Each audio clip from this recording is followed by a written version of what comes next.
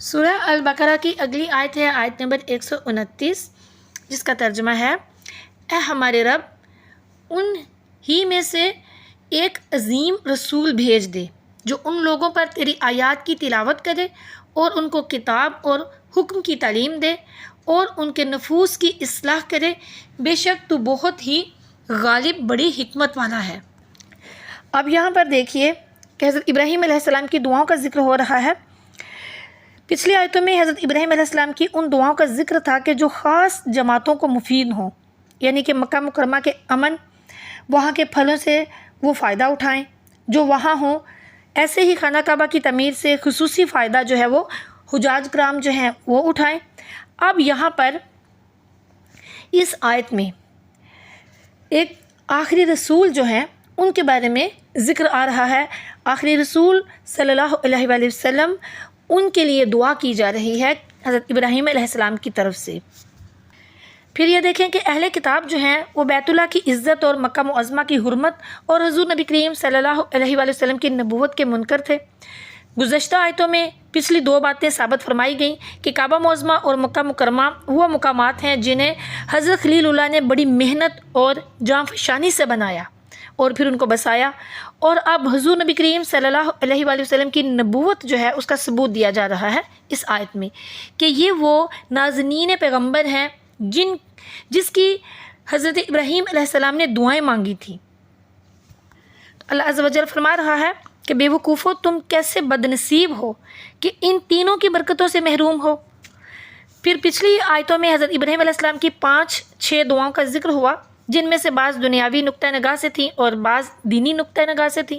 اب ان کی اس جامع دعا کا ذکر ہے جس میں دین اور دنیا دونوں ہیں، یعنی حضور نبی کریم صلی اللہ علیہ وآلہ وسلم کا بھیجا جانا۔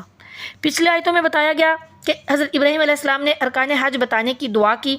اب بتایا جا رہا ہے کہ انہوں نے اس معلم کی بھی دعا مانگی، یعنی اس معلم کی دعا مانگی جو تمام عالم کو یہ باتیں سکھائے۔ یعنی پہلے علم کا ذکر تھا اور اب یہاں پر معلم کا ذکر ہے، معلم حضور نبی کریم صلی اللہ علیہ وآلہ وسلم۔ تو پہلے علم کا ذکر کیا گیا پچھلی آیت میں، اور اب یہاں پر جو معلم ہیں ان کا ذکر کیا جا رہا ہے۔ پچھلی آیت میں بتایا گیا کہ خلیل اللہ نے امت مسلمہ کی دعا کی، اب بتایا جا رہا ہے کہ انہوں نے اس کی بھی دعا فرمائی جس سے کہ یہ جماعت جو ہے وہ قائم رہے، یعنی کہ پہلے مقتدیوں کا ذکر ہوا اور اب مقتدا کا ذکر ہو رہا ہے۔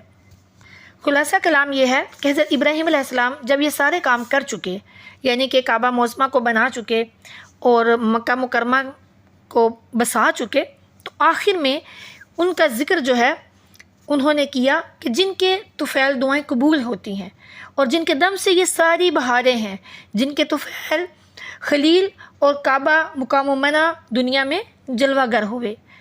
حضرت ابراہیم علیہ السلام نے عرض کیا، اے میرے مولا، اے میرے پروردگار، ان لوگوں میں ایک ایسا جلیل القدر پیغمبر بھیج دے جن میں یہ 7 صفتیں ہوں۔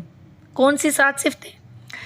نمبر 1 کہ انہیں مکہ والوں میں سے ہو، یعنی کہ وہ مکہ والوں میں سے ہی ہو، انہی میں سے ہو، ابراہیمی ہو یعنی کہ مکی مدنی ہو، ابراہیمی ہاشمی مطلبی ہو، تیسرا یہ کہ اپنی شان رسالت میں اکیلا ہو، یعنی خاتم النبیین اور امام المرسلین ہو صلی اللہ علیہ وآلہ وسلم۔ چوتھا یہ کہ سب کو اور خصوصاً میری اولاد کو آیتیں سنائے اور بتائے اور پڑھائے اور سکھائے، یعنی کہ انہیں حفظ بھی کروائے، علم قرات بھی سکھائے اور انہیں پڑھنا بھی سکھائے۔ اور پانچواں یہ کہ انہیں تیری کتاب کے مضامین سکھا کر عالم فقیہ اور مجتہد بنا دے۔ چھٹا یہ کہ انہیں قرآنی اسرار سکھائے اور تیرا رازدار بنا دے اور طریقت کے مدارج انہیں طے کروا دے، یعنی کہ حکمت، یعنی انہیں صاحب حال و کال کر دے۔ ساتواں یہ کہ ان کے دل اور روح پاک صاف کر کے غیوب سے خبردار کر دے اور بے پڑھوں کو اپنے فیض سے غوث کتب کا سردار بنا دے کہ ان کے دروازوں سے ولایت تقسیم ہوا کرے۔ حضرت ابراہیم علیہ السلام نے فرمایا، میرے مولا، اس نبی کو اپنی ساری صفات کا مظہر بنا کر بھیج کہ اسے دیکھ کر تو یاد آ جائے۔ سبحان اللہ۔ خلاصہ دعا یہ ہوا کہ لوگ حافظ سے قرآن مجید پڑھتے ہیں اور قاری سے اس کے الفاظ سیکھتے ہیں اور مولوی سے اس کے معنی معلوم کرتے ہیں، پیر کامل سے اس کے اسرار تک پہنچتے ہیں، غرض صرف قرآن کریم کے سیکھنے کے لیے چند آستانوں پر حاضری دینی پڑتی ہے۔ حضرت ابراہیم علیہ السلام نے دعا کی، اے میرے مولا، وہ نبی آخر الزماں سیدنا محمد مصطفیٰ کریم صلی اللہ علیہ وآلہ وسلم تنہا یہ سارے فیوز جو ہیں وہ بانٹے، تنہا یہ سارے کے سارے فیوز دوسروں تک پہنچائے، اس کی بارگاہ کا بیٹھنے والا کسی کے دروازے پر نہ جائے بلکہ سارا جہاں اس کے غلاموں کے پاس آئے، وہ اپنے غلاموں کو حافظ، قاری، مجتہد، صوفی، فقیر، بادشاہ، قاضی سب کچھ بنا دے۔ بلکہ دیکھیے خرپوتی شرح قصیدہ بردہ میں ہے کہ بعض صحابہ کرام رضوان اللہ علیہم اجمعین وہ بھی ہیں کہ جو اسلام لاتے ہی آن کی آن میں قاضی، عالم، حافظ اور قاری بنا کر بھیج دیے گئے۔ سبحان اللہ۔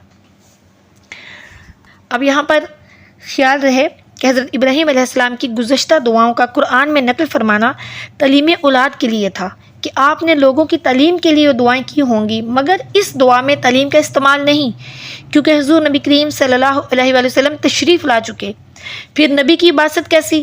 اس دعا کو اللہ عز و جل نے قرآن اور توریت اور انجیل وغیرہ آسمانی کتب میں حضور نبی کریم صلی اللہ علیہ وآلہ وسلم کی شان ظاہر کرنے کے لیے نقل فرمایا کہ تا قیامت لوگوں کو پتہ لگے کہ حضور نبی اکرم صلی اللہ علیہ وآلہ وسلم وہ شان والے، وہ عظیم الشان، بلند اور مرتبے والے رسول ہیں کہ حضرت خلیل ان کے دعا گو میں ہیں۔ یعنی کہ دیکھیے کہ حضرت ابراہیم علیہ السلام جو ہیں کتنے جلیل القدر نبی ہیں، ان کی شان بھی کتنی نرالی ہے۔ انہوں نے دعا کی حضور نبی کریم صلی اللہ علیہ وآلہ وسلم کے لیے، تو حضور نبی کریم صلی اللہ علیہ وآلہ وسلم کی کتنی بلند شان ہے۔ جیسے قرآن کریم کی وہ آیات جن پر صرف صحابہ کرام جو ہیں وہ عمل کر گئے، ان پر عمل ناممکن ہے، مگر قرآن میں اس لیے رکھی گئی ہیں کہ شان مصطفیٰ کریم صلی اللہ علیہ وآلہ وسلم جو ہے وہ معلوم ہو سکے، قیامت تک آنے والے لوگوں کو پتہ چل سکے کہ حضور نبی کریم صلی اللہ علیہ وآلہ وسلم کتنے بلند مرتبے اور بلند شان والے تھے۔ سبحان اللہ۔ اللہ تعالیٰ ہمارے نبی صلی اللہ علیہ وآلہ وسلم کو مقام محمود تک، مقام وسیلہ تک پہنچائے اور ہم سب کو ان کا قرب عطا فرمائے، آمین۔ اب دیکھیں کہ اس آیت کے چند فائدے ہمیں حاصل ہوئے، کون سے سبق ہمیں حاصل ہوئے وہ ہم پڑھیں گے۔ سب سے پہلے تو یہ کہ اپنی قوم اور اہل قرابت کی خیر خواہی کرنا، یہ سنت انبیاء ہے۔ حضور نبی کریم صلی اللہ علیہ وآلہ وسلم فرماتے ہیں، مفہوم ہے کہ ہم پہلے اپنے اہل بیت کی، پھر بنی ہاشم کی، پھر اہل قرابت قریش کی، پھر ساری امت کی شفاعت کریں گے۔ سبحان اللہ۔ حضرت سیدنا عثمان غنی رضی اللہ تعالیٰ عنہ فرماتے ہیں کہ خدا کی قسم اگر بہشت کی کنجی میرے ہاتھ میں ہو تو میں کسی بنی امیہ کو جنت سے باہر نہ چھوڑوں۔ پھر یہ کہ حضور نبی کریم صلی اللہ علیہ وآلہ وسلم کا میلاد شریف کرنا، یہ سنت الہیہ اور سنت انبیاء ہے کہ اس آیت میں حضور نبی کریم صلی اللہ علیہ وآلہ وسلم کی تشریف آوری ہی کی تو دعا ہے، اور تشریف آوری کا ذکر ہی میلاد ہے۔ میلاد میں ہم کیا کرتے ہیں؟ حضور نبی کریم صلی اللہ علیہ وآلہ وسلم کی تشریف آوری کا ذکر کرتے ہیں، خوشی مناتے ہیں کہ نبی صلی اللہ علیہ وآلہ وسلم تشریف لائے۔ صرف یہی نہیں، نماز اور کلمے وغیرہ جو ہم پڑھتے ہیں وہ سب بھی میلاد شریف میں ہی شامل ہوتا ہے۔ حضور نبی کریم صلی اللہ علیہ وآلہ وسلم تمام نبیوں کے سردار ہیں، کیونکہ آپ سیدنا ابراہیم خلیل اللہ علیہ السلام کی دعا ہیں اور ان کے سارے اعمال کا اصل مقصود ہیں۔ قرآن کریم کے ساتھ حدیث کی بھی ضرورت ہے، اور قرآن کے ظاہری معنی کے ساتھ کچھ باطنی معنی بھی ہیں، کیونکہ کتاب کے ساتھ حکمت کا بھی ذکر ہے اور صفائی قلبی جو ہے اس کا بھی ذکر ہے، یعنی قلب کی صفائی کا بھی ذکر ہے اور کتاب کے ساتھ حکمت کا بھی ذکر ہے۔ تو کتاب کیا ہے؟ قرآن مجید، اور حکمت کیا ہے؟ حدیث مبارکہ۔ پھر یہ یہاں پر سمجھ لیجئے کہ حدیث مبارکہ بھی بہت ضروری ہے اور احادیث پر عمل کرنا بھی بہت ضروری ہے۔ پھر اس کے بعد جو ہمیں سبق ملتا ہے کہ کوئی شخص قرآن پاک فقط اپنے علم سے نہیں سمجھ سکتا، اس لیے کہ اس دعا سے معلوم ہوا کہ وہ نبی اس قرآن کو سکھائیں گے۔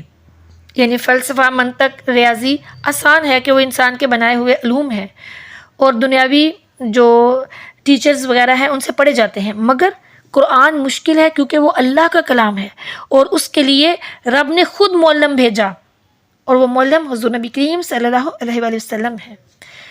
یہ کہنا جائز ہے کہ حضور نبی کریم صلی اللہ علیہ وآلہ وسلم تمام عالم کو پاک فرماتے ہیں کہ انہیں علم اور حکمت اور اللہ کی ساری رحمتیں دیتے ہیں، جیسا کہ اس آیت سے معلوم ہوا۔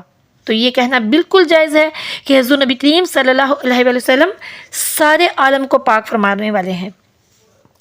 دعا کے آخر میں اللہ کی حمد اور حضور نبی کریم صلی اللہ علیہ وآلہ وسلم پر درود بھیجنا چاہیے، جیسا کہ حضرت ابراہیم علیہ السلام جو ہیں انہوں نے یہاں پر کیا۔ اب دیکھیں کہ اس آیت کی تفسیر صوفیہ کرام کیا فرماتے ہیں۔ صوفیہ کرام فرماتے ہیں کہ اگر گھر میں سب کچھ ہو مگر روشنی نہ ہو تو کوئی بھی اس گھر سے نفع حاصل نہیں کر سکتا۔ ساری متاع ابراہیمی ان کے بھرے گھر کا سامان ہے، اور حضور نبی کریم صلی اللہ علیہ وآلہ وسلم اس گھر کا نور ہے، اسی لیے کعبہ کو بیت اللہ اور حضور نبی کریم صلی اللہ علیہ وآلہ وسلم کو نور اللہ کہتے ہیں۔ حضرت سیدنا ابراہیم خلیل اللہ علیہ السلام نے سب کچھ بنا کر اس نور کی دعا کی جس سے ظاہر اور باطن چمکے اور عالم میں شریعت طریقت کا نظام جو ہے وہ قائم رہے۔ اب بھی وہی نور بذریعہ کاملین ہر دل تک پہنچ رہا ہے۔ اگر انسان عبادت اور ریاضت کا سارا سامان جمع کرے اور اپنے کسی شیخ کا ہاتھ نہ پکڑے تو وہ اس سے فائدہ نہیں پا سکتا۔ اس بیابان دنیا میں ایسے محافظ رہبر کی ضرورت ہے جو ہماری دولت ایمانی کو شیطان سے، یعنی شیطان ڈاکو ہے ہمارے ایمان کا، تو شیطان ڈاکو سے اس کو بچائے اور اس کو بچا کر اصل مقصود تک پہنچا دے۔ شیخ کامل ہی سالک کے نفس کو التفات مسوا اللہ کے میل سے پاک صاف کرتا ہے اور اس پر اندرونی اور بیرونی آیات قدرت تلاوت کرتا ہے، جس سے کہ وہ زمرہ صدیقین میں داخل ہو جاتا ہے۔ بارگاہ الہی عزیز ہے، اس تک ہر بے تمیز جو ہے وہ نہیں پہنچ سکتا۔ تو بارگاہ الہی میں پہنچنے کے لیے کسی صاحب تمیز کا دامن پکڑ لیا جانا ضروری ہے۔ صوفیہ کرام فرماتے ہیں کہ روشنی ظاہری بہت قسم کی ہوتی ہے، چراغ کی بھی روشنی ہوتی ہے، بجلی اور گیس وغیرہ کی بھی روشنی ہوتی ہے، چاند ستاروں کی بھی روشنی ہوتی ہے، مگر ان میں سے کوئی روشنی رات کو دفع نہیں کر سکتی۔ ان میں دوسری روشنیوں کی گنجائش رہتی ہے، مگر سورج کی روشنی وہ ہے جو رات کو دفع کر دیتی ہے، دن بنا دیتی ہے، اور اس کے ہوتے ہوئے کسی روشنی کی ضرورت نہیں ہوتی۔ اس لیے سورج نکلتے ہی آسمانی تارے، چاند، ستارے جو ہیں، یہ زمینی چراغ وغیرہ یہ سب بجھ جاتے ہیں۔ ایسے ہی سب انبیاء جو ہیں وہ نور تھے، اور ہمارے پیارے نبی آخر الزمان، رحمت للعالمین، سید المرسلین، امام الانبیاء صلی اللہ علیہ وآلہ وسلم جو ہیں وہ سورج ہیں جن کے آنے پر سارے چراغ گل ہو گئے، دن چڑھ گیا۔ اس لیے حضرت ابراہیم علیہ السلام نے رسول واحد فرمایا، یعنی ایک ایسا رسول بھیج۔